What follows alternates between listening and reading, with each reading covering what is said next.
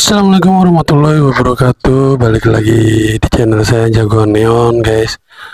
Jadi pada kesempatan yang baik ini, alhamdulillah kita masih dikasih sehat, dan teman-teman semua juga semoga dalam keadaan sehat walafiat dan diberikan rezeki yang banyak dan barokah. Oke, jadi pada kesempatan yang baik ini saya mau reaksi video di mana ada warga Malaysia yang sudah lama tinggal di Yogyakarta, dan dia berkomentar tentang segala hal yang ada di Yogyakarta. Seperti misalnya kayak ada binatang yang yang nempel di tembok itu seperti cicak, atau lebih dikenal di Indonesia itu tokek ya, cicak yang ukuran besar itu ya. Oke. Jadi bagaimana video lengkapnya? Langsung aja kita saksikan video lengkapnya, guys.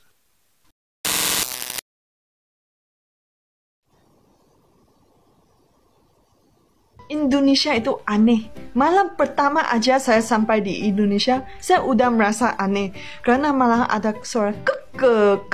Saya bisa dengar dari asrama saya dengan jelas sekali. Tapi saya tidak peduli, saya cuma ambil selimut, saya gini. Dan saya tidur terus. Dan ini berlanjutan 1 bulan. Sehingga teman-teman saya antara mahasiswa Malaysia, kami membahas apakah suara itu keke, itu apa. Ternyata itu gecko, itu cicak ya. Dan sebagai seorang Malaysia itu kalau dibilang cicak ya, saya kirain itu tuh sejenis binatang, sejenis cicak, cuman dia agak besar. Ukurannya itu bisa seperti kadal ya, seperti kadal yang nempel di tembok. Itu namanya tokek. Jadi kalau adanya itu biasanya memang di daerah-daerah pelosok ya, kayak di daerah-daerah di Jawa ya, di Jawa Tengah, Jawa Timur, atau di Jawa Barat pun ada ya. Tokek ini dinempel di dinding-dinding.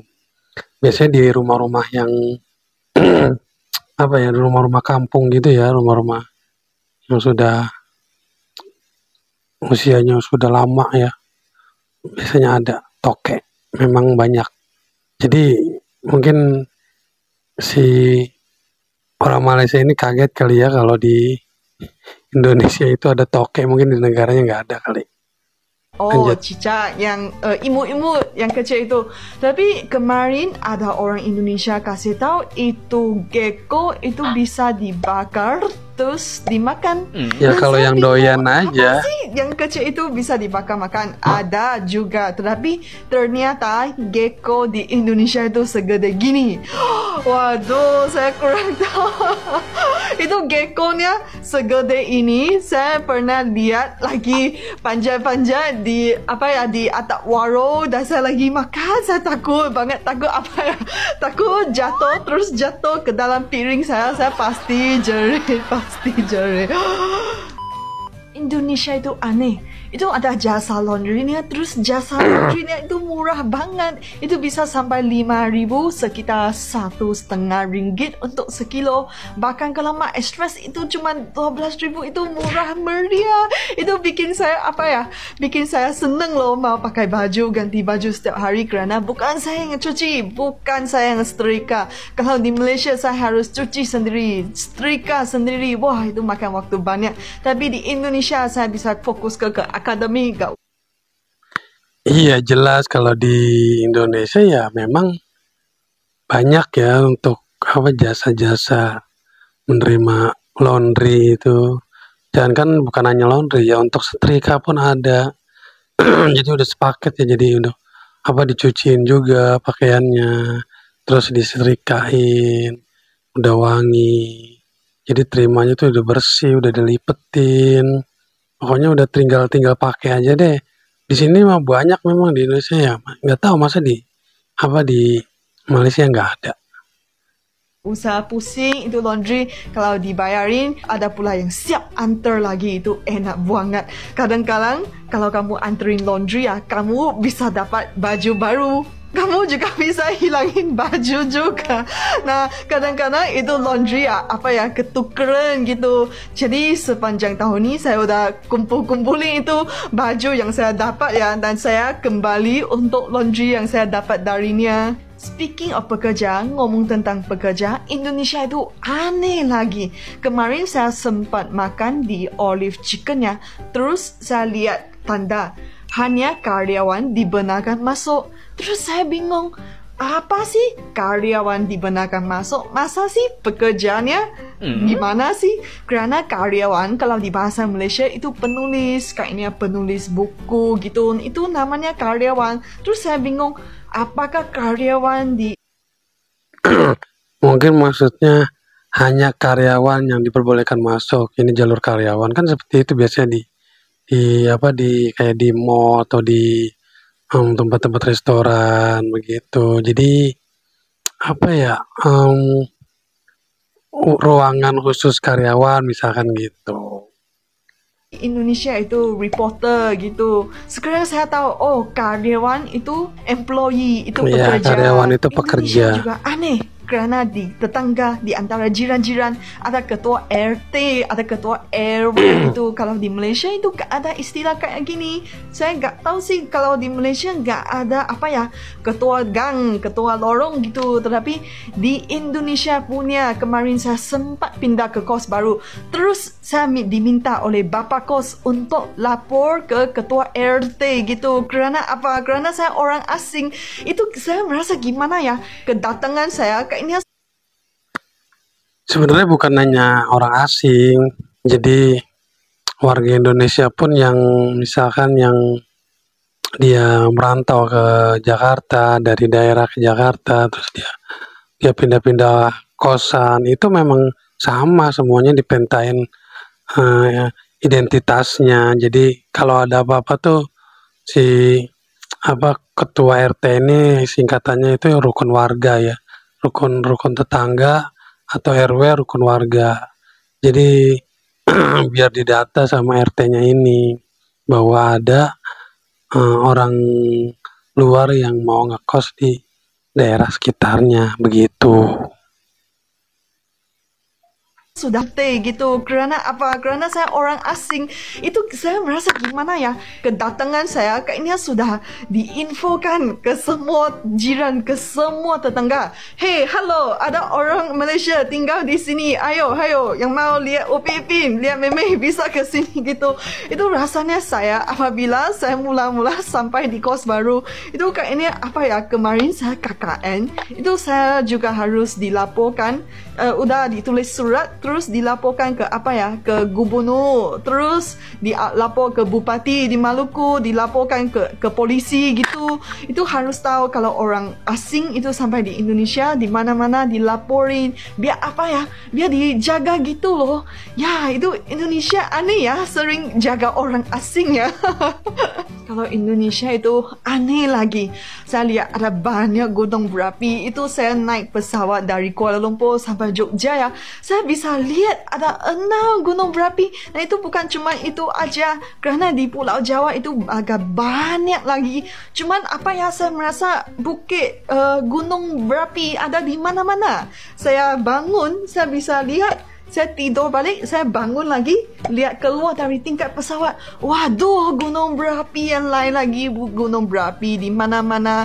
Bahkan dari kampus saya, kampus UGM, saya bisa lihat itu gunung berapi dengan jelas pas saya lagi jogging di GSB. Wah, itu mantap.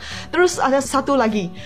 Di Indonesia sering gempa bumi. Saya tak tahu. Kalau di Malaysia itu jarang sih ada. Tetapi biasanya dari Sumatera itu gempa residual dari sana gitu. Tapi kalau di Indonesia itu di Jogja ya. Saya tinggal di Jogja ya. Itu kira-kira setiap 6 bulan gempa lagi gitu.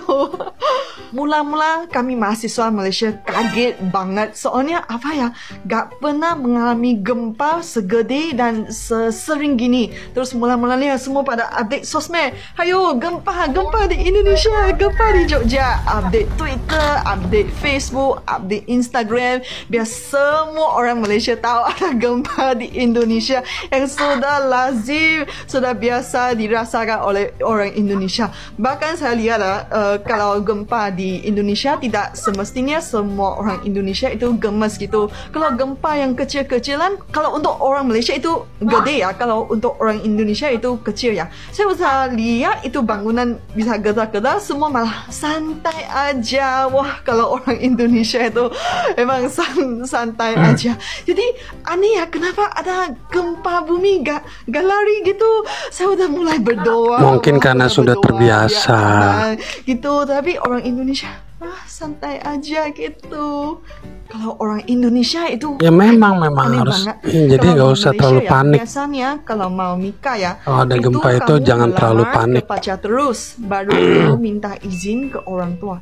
Tapi malah di Indonesia ya, kamu minta izin ke orang tua dulu, baru kamu melamar ke pacar itu.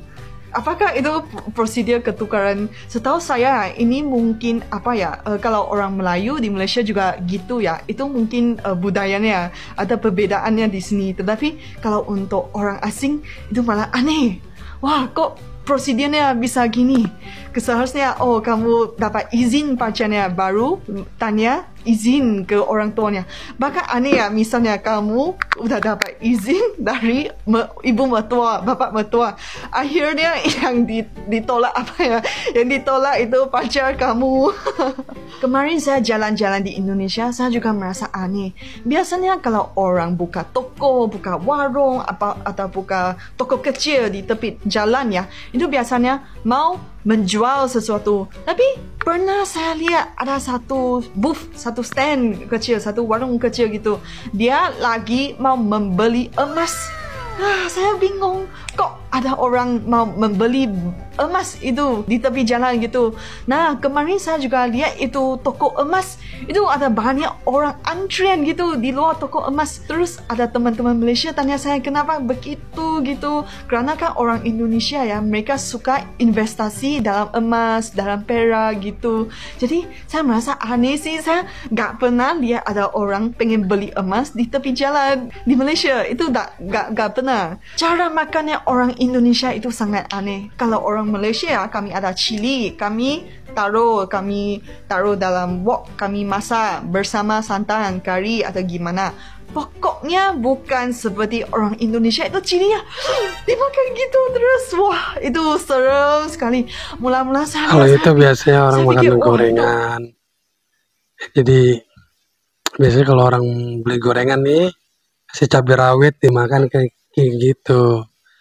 Memang ciri khasnya begitu. Orang Indonesia itu sangat bisa makan pedas. Kalau menurut saya keseluruhannya itu orang Indonesia itu lebih banyak makan pedas berbanding Malaysia. Kalau Malaysia pedasnya ada manis, tapi kalau di Indonesia itu pedasnya murni pedas sekali. Wah, itu gila sekali. Mula-mula saya beli jajanan di Warsaba, saya beli tahu bakso kerana kan belum tahu cara makan makanan Indonesia yang benar. Saya beli tahu bakso, saya makan tanpa cabai. Ya, gitu aja. Tetapi saya lihat teman-teman Indonesia semua pakai. Ambil cabainya dan cabainya gratis. Di salah satu kotak kecil kamu tinggal ambilin aja. Terus saya mulai belajar makan seperti mereka. Dan puji Tuhan itu antara yang terbaik yang berlaku kepada saya. Kalau kamu makan jajanan bersama cabai, wah itu enak banget. Terus sekarang ya saya malah ambil banyak cabai. Satu tahu bakso saya pengen ambil 2. Tapi kadang-kadang saya pengen ambil 3. Tapi saya merasa malu sih. Ya udah saya beli lagi satu tahu bakso riso gitu, beli banyak gitu. Biar bisa ambil cabainya banyak. Iya benar. Jadi kalau ada orang asing yang mungkin warga Singapura, warga Malaysia yang datang kemari mungkin kelihatan aneh ya. Kayak misalkan dia ini kan tinggal di salah satu daerah di daerah istimewa Yogyakarta ya. Nah, kalau di sana kan memang masih ada tokek Ya, terus ya mungkin di negaranya nggak ada ya, di sini ada. Toke itu kan sejenis cicak yang memang ukurannya agak besar seperti kadal begitu. Nah, kalau misalkan untuk warga yang suka makan gorengan tuh memang em, cabenya itu udah terus dimakan langsung digigit begitu. Campur sama gorengan, misalkan gorengan bawang, gorengan tahu atau gorengan risol juga dan lain-lain lah. Seperti itu. Jadi ya itulah. Oke guys, jadi sekian dulu video kali ini. Semoga bermanfaat dan menghibur buat teman-teman semua. Akhir kata, wassalamualaikum warahmatullahi wabarakatuh.